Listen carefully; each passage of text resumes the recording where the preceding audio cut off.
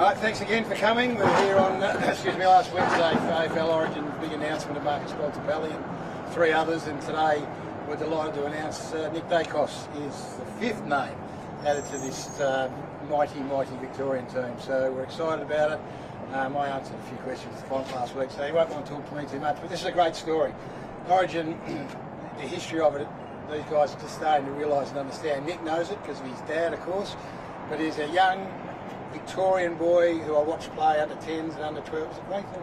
Yeah, Grayson Falcons. Yeah, they used to smash my boys. So he's played their local Victorian footy from under 10. He's now, if not the best player, one of the best 3 players in the competition here. He's stayed in Victoria, he's done almost everything in footy, and now he's going to represent Victoria, which is why I'm so excited about the concept coming back, because these guys deserve to play. So I'll hand over to Nick, and away you go. Any questions, or...?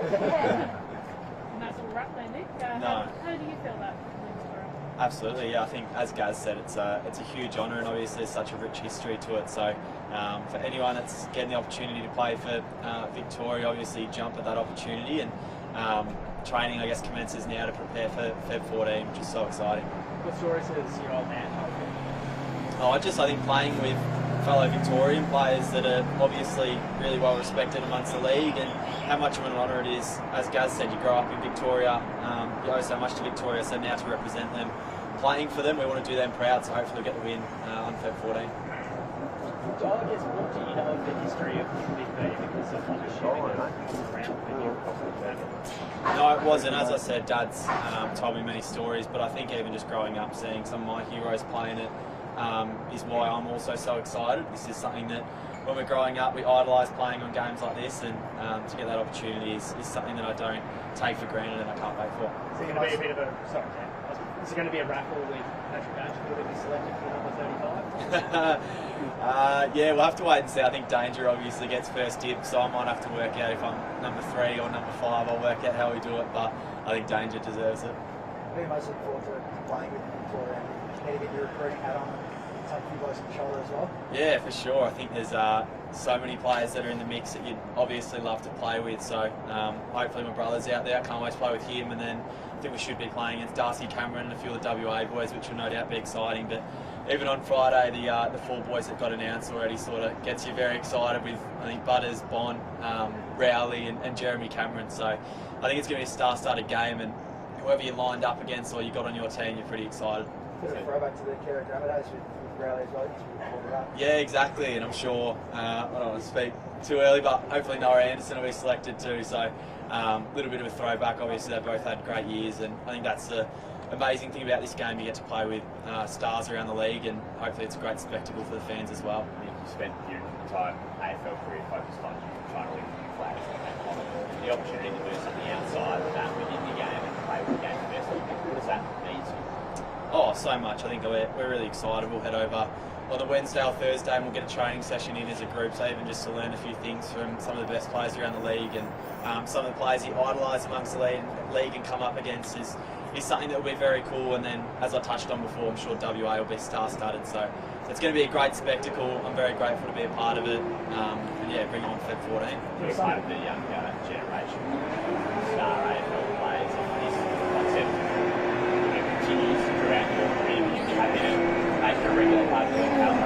Oh, absolutely. I was just saying to Gaz, hopefully we can get the win and keep moving on and challenging other states. I'm not too sure how it works moving forward, but as I said, super excited that we're able to be in this position to play this year, and hopefully I'm sure all will go well, and it'll be something that continues in the future. A bit of a fear that it might have been a bit of an exhibition game, which Garry said the other day, but can you speak to, say, you're not just going over there to roll the arm over? Oh, definitely not. I think, as you said, it's a huge honour to play for Victoria. We want to do them proud, we want to get the win, and you're also 2 weeks out from starting your own season, so I don't think anyone will be running around at half speed. I think it's going to be quite full on, and I'm excited for that. As I said, we're 2 weeks out from starting our AFL season for our individual clubs, and we want to be prepared for that too, so I think it will be full noise. Is the pre-season the right timing for it, or would you like to see it if momentum's there or mid-season like the leagues? Oh, it's probably hard to say, given I haven't tried either timing, but I think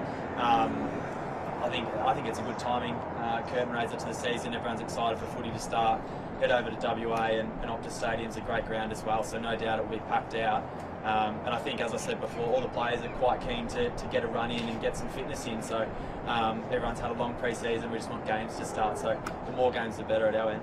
Had a bit of time now to dust settle and some time off. How do you feel about the back end of last season and where Collingwood are at going to next year? Yeah, excited for next year. Obviously pretty disappointed with the way our season ended. I think any time you're going into the season you'll take a home prelim final, but unfortunately couldn't make the most of it. So we're pretty focused on getting better and getting back there next year and going a couple of steps further. What did you have from losing prelim in 2022? In 2022, we sort of had the mindset that if everyone comes back 1% better, we'll hopefully play another week in the season and we'll be better than that team on the day. So that clearly happened in 2023, and hopefully we can repeat the same heading into 2026. What makes you confident It's a good question. I think seeing the way the boys are training, no doubt every team's training, and there's a lot of hope attached to this time of year. But seeing the way the boys have come back, eager to train and in such great spirits with us, spending time with each other and training together. So I think that will hold us in great stead. And as I said, we're relying on constant improvements from a lot of the younger players, and we think the older players can improve as well. I know you're obviously representing Big B, but is it something that interests you? Turn your head? I don't know about that. I think we're here for Big B today, but that's something in the future. So don't really have to worry about that at the moment, fortunately.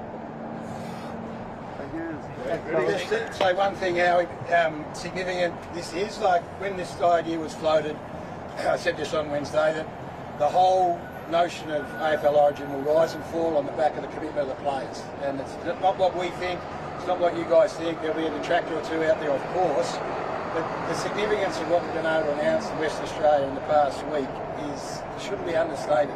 This is the best players in the game prepared to put themselves on the line to play for Victoria. So Bontempelli and Daicos and the Brownlow medalist Rao coming back. Jeremy Cameron at the stage of his career. I mean, these are really significant announcements, and hopefully it sends a really clear message. I know the question always comes up, is it going to be fair to keep everything down? And there was a bit of an exhibition element to the bushfire game and those sorts of things. Well, that's not going to be that.